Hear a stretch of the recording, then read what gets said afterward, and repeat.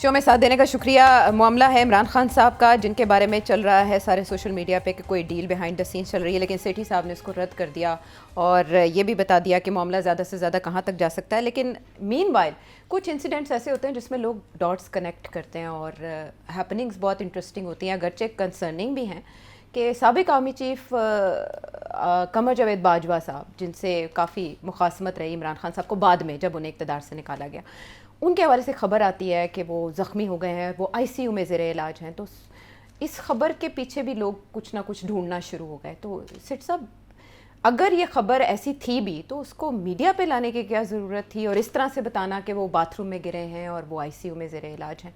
नहीं, तो अगर हकीकत यही है कि वो गिर गए हैं और ही हर्ट हिमसेल्फ, तो इसमें छुपाने की क्या बात है? हाँ, लेकिन ब्रेकिंग न्यूज़ बनाना, और उसी अरसे में जब इमरान खान साहब के भी अस्पताल जाने की खबरें गर्दिश कर रही हैं या डील की बातें हो रही हैं। देखिए, अब उनका गिरना और खान साहब की खबरें को क्या ताल्लुक है आपस में? लोग तो बना रहे हैं। आप नहीं, लोग बना रहे हैं, तो लोग जो बना रहे हैं उनका क्या मतलब है? उनको धक्का दिया गया? एक स्टेटमेंट है मुबहम सी के हो सकता है उनको अटैक किया गया हो, ये अटैक हो।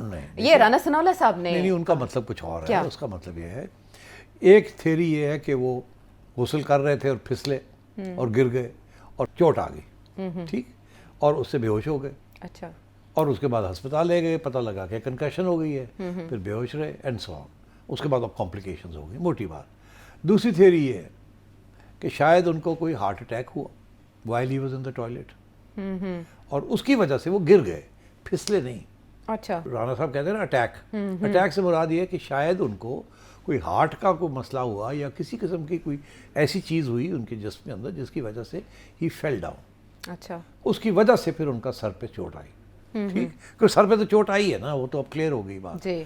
तो अब कुछ सुना है, फैमिली के कुछ सोर्सेज हैं, वो कुछ कह रहे हैं। वो क्या कह रहे हैं? वो कह रहे हैं कि बेबुनियाद खबरें उड़ाई जा रही हैं सोशल मीडिया के ऊपर, असल में पेस मेकर तो उनके वो उनके पास पेस मेकर था जी। पेस मेकर में कोई प्रॉब्लम आया जी। जिसकी वजह से उन्हें चक्कर वक्कर आया, वो गिर गए, बेहोश हो गए गिर के, और फिर ही हर्ट हिमसेल्फ। ये वो देखिए, मैं आपको बताऊं, जब आप बाथरूम में या कहीं भी गिरते हैं ना इस उम्र में, दो चीज़ें होती हैं, मैं आपको बता दूं।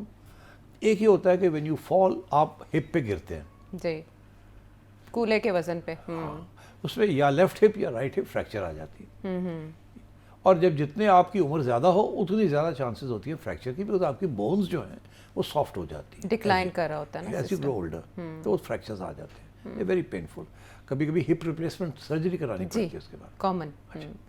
दूसरी चीज़ ये कि जब आप गिरते हैं तो हिप के अलावा आपका सर लगता है जब आप नीचे गिरते हैं। तो मोटरसाइकिलों के लिए हेलमेट क्यों दिए गए कि जब आप गिरते हैं तो आप घुटने, हिप्स एंड हेड, ये इंजरीज होती हैं। तो हेड के लिए तो, मगर जब आप बाथरूम में गिरेंगे तो फिर तो आप हेड जाके लगेगा वो पत्थर के ऊपर ही ना, बिकॉज बाथरूम के अंदर तो पत्थर के सारी चीज़ें ही पत्थर की होती हैं, एक आध चीज़ प्लास्टिक की होती है, बाकी तो सारा हार्ड आयरन या एल्यूमिनियम या वो हार्ड एंड मेटल्स होते हैं ना। शावर भी तक हार्ड होता है, डोर नॉब्स जो होते हैं वो भी बड़े कॉपर या ब्रास के होते हैं एंड सो ऑन, और जो नीचे ज़मीन के ऊपर भी जो टाइलें होती हैं दे आर ऑल्सो हार्ड। तो so I think he fell down.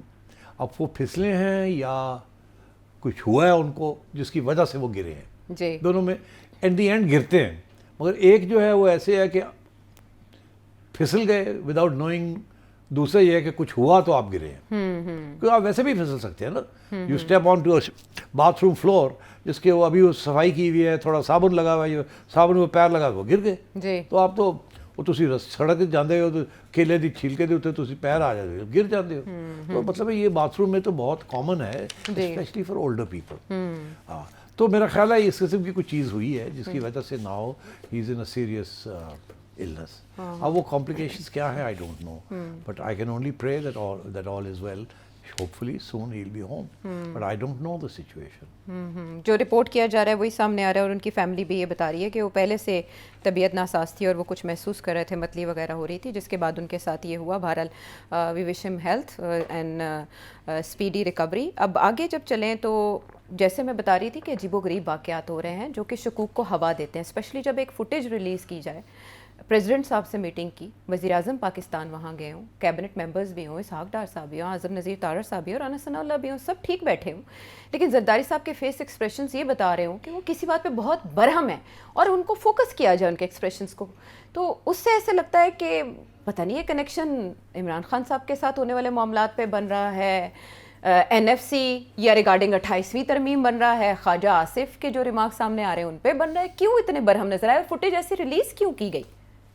आप दिखाएंगे जी वो सामने चल रही है, आप देखें उनके चेहरे पे नागवारी के तासुरात।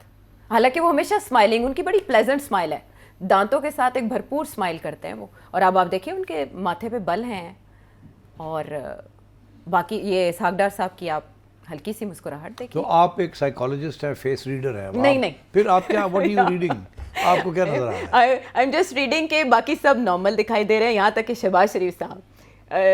तो लेकिन आसिफ अली जरदारी साहब को इतना गुस्सा किस पे है कि मोहसिन नकवी साहब भी बैठे हैं, आप देखें सब पुरसुकून है सिवाय आसिफ अली जरदारी साहब। हाँ, तो आप कह रहे हैं कि जरदारी साहब नाराज लग रहे हैं किसी बात पे बहुत। अच्छा, मैंने भी देखी है, मैं नहीं समझता वो नाराज लग रहे हैं। जरदारी साहब को आप अगर अच्छी तरह जानते हैं तो जब वो कोई बात आर्ग्यू करते हैं ना, अच्छा, तो यही लहजा होता है, यही उनकी शक्ल भी ऐसी ही होती है। He is very passionate. जब वो आर्ग्यू कर रहे होते हैं ना, पॉइंट मेकिंग कर रहे होते हैं, अच्छा, तो ऐसे ही करते हैं। इसका ये मतलब नहीं होता कि वो नाराज़ हैं, वो एक स्ट्रेस कर रहे होते हैं कि नहीं ऐसे नहीं है, देखो ना ये है वो, दैट्स हाउ ही टॉक्स। तो ये नाराज़गी का इजहार नहीं हो रहा है, ये मेरी रीडिंग है, मैं जानता हूँ जरदारी साहब को। वो कोई ना कुछ बात कह रहे हैं जो कि सब सुन रहे हैं। It can be a complaint, it can be some advice, it can be some questions, but नाराज़गी का इजहार नहीं है। हाँ, हो सकता है कि कोई ऐसी चीज़ की बात कर रहे हों जो कि जिससे वो समझते हैं कि ये क्यों नहीं हुआ, ऐसे क्यों हो गया, ये क्यों नहीं होना चाहिए, ये होना चाहिए, मगर दैट डजंट मीन कि ही इज़ एंग्री। अच्छा, हाँ, इट कैन ओनली मीन कि ही इज़ अ लिटिल फ्रस्ट्रेटेड। फर्क होता है ना। अब फ्रस्ट्रेशन में कह रहे यार की करते पे हो तुम, ये नहीं किया, वो नहीं किया, दूसरा ये क्यों नहीं किया, तुम ये I don't like it. There are ways of. अब प्रेसिडेंट साहब जो है, मेरा ख्याल है कुछ बातें कर रहे हैं। अब मैं चिड़िया को मैंने भेजा था, यार पता तो करके आ। अच्छा, आयशा कह रही है बड़े नाराज़ है। हाँ। उन्होंने कहा नहीं चिड़िया हुआ, ये कह रही नाराज शायद कोई नहीं, ये सारे मिले जुले ने, इन्होंने कोई नाराज़गी नहीं की। अच्छा, नाले अफोर्ड ही नहीं कर सकते नाराज़ होना। अच्छा, अफोर्ड नहीं कर सकते। हाँ। नाराज किस पे होना है? गवर्नमेंट के ऊपर होना है। गवर्नमेंट। खबरें तो ऐसी ही चल रही हैं कि वो कुछ मामलात पे नाराज हैं और उन्होंने अपने अरकान असेंबली को कहा है कि आपने कानून साजी में हिस्सा नहीं लेना। ये ब्रेकिंग्स चल रही हैं। अच्छा, मैं आपको बताऊं क्या चक्कर है? क्या चक्कर है? थोड़ी सी खबर आपको दे ही देते हैं। जी बताएं। चिड़िया लेके जो आई है। अच्छा, चिड़िया कह रही है कि जरदारी साहब ये कह रहे हैं, जो तजवीज़ जरदारी साहब कह रहे हैं कि ये बहुत से बिल्स जो हैं जो आप लोग मेरे पास भेज देते हैं, जी, मैं फिर जब उनके ऊपर साइन करना होता है तो मैं कुछ वक्त लगाता हूँ, क्योंकि मुझे बहुत सी चीज़ों को समझ नहीं आती आप लोग क्या कर रहे हैं। आपको चाहिए कि पहले कोई कमेटी हो जिससे मेरे लोग भी बैठे हों, वो तय करें और फिर मुझे बताया जाए कि हमने आपस में तय कर लिया, और हम आप मुझे पहले दिखा दिया करें कि जो आप मेरे से साइन करवाना चाहते हैं ऑफिशियली, अनऑफिशियली मुझे कन्वे कर दिया करें। फिर मैं फ़ौरन जो भी करना होता है मैं पहले ही आप मतलब पहले ही मुखमगा कर लिया करिए, ताकि बाद मैनू हो रहे थे नज़रसानी ना करनी पाए। मैं आए तो मैं घुगी मार दिया। ਇਹਦੇ ਨਾਲ मिसअंडरस्टैंडिंग्स हो जाती हैं कि जी जरदारी साहब 3 दिन से लेके बैठे हुए हैं, हफ्ता हो गया लेके बैठे हुए। वो कहते हैं मेरे पास आता है, वो हाफ द टाइम मुझे नहीं पता होता आपने अब क्या किया, ना आपके लोग आके मुझे बताते हैं, ना मेरे लोग मुझे बताते हैं, और मेरे लोग जो है उनको तो आमतौर पर पता ही नहीं होता आप लोग कर क्या रहे हैं, तो आप उनको तो कॉन्फिडेंस में लेते नहीं हैं। तो कमेटी जो है उसके अंदर ये, क्योंकि ये करते हैं ना गवर्नमेंट वाले कि वो जो कमेटीज़ बनी हुई हैं उसमें जाते ही नहीं हैं, इंज करके आया था, इंज करके गया था, चलो जी चलो। तारड़ साहब इसलिए बैठे हुए थे। अच्छा, इसीलिए उनको बुलाया हुआ था। अच्छा, एक तो ये, एक तो उनकी ये तजवीज़ थी। अच्छा, ये मैं आपको अंदर की बात बता रहा हूँ। ओके। दूसरी बात ये कि जरदारी साहब आपको पता है कि काफ़ी इंटरेस्ट रखते हैं इकोनॉमिक मैटर्स में और अपने काम करवाने में जी। तो आपका ख्याल है डॉक्टर तौकीर वहाँ क्यों बैठे हुए थे? डॉक्टर तौकीर वो साहब हैं जो कि प्राइम मिनिस्टर के स्पेशल असिस्टेंट हैं, कॉन्फिडेंट हैं, और प्राइम मिनिस्टर ने जो अपने हुक्म की तामील करवानी हो वो डॉक्टर टी से, वो डॉक्टर टी को कहते हैं डॉक्टर साहब ज़रा देख लेना, हाँ, कर देना, उसके बाद फिर डॉक्टर साहब हैंडल्स इट। अच्छा, ठीक है ना। तो डॉक्टर साहब को वहाँ इसलिए याद किया गया था कि जरदारी साहब के कुछ कंप्लेंट्स होंगे ना कि मैंने ये कहा था ये करें, आपने ये नहीं किया, वो फलाने बंदे की ट्रांसफ़र करने सी तुसी नहीं किया, वो फलाना SHO दा ऐ होया, वो साढ़े घर दे चौथे है। Doctor T is there to make sure that अच्छा जी हो जाएगा, फिर फिक्र करो। Notes taken. हाँ, हाँ note ठीक है। तो वो शहबाज साहब उनको साथ इसलिए ले जाते हैं। He is a very very important ठीक। Confident of the prime minister and a very highly efficient gentleman.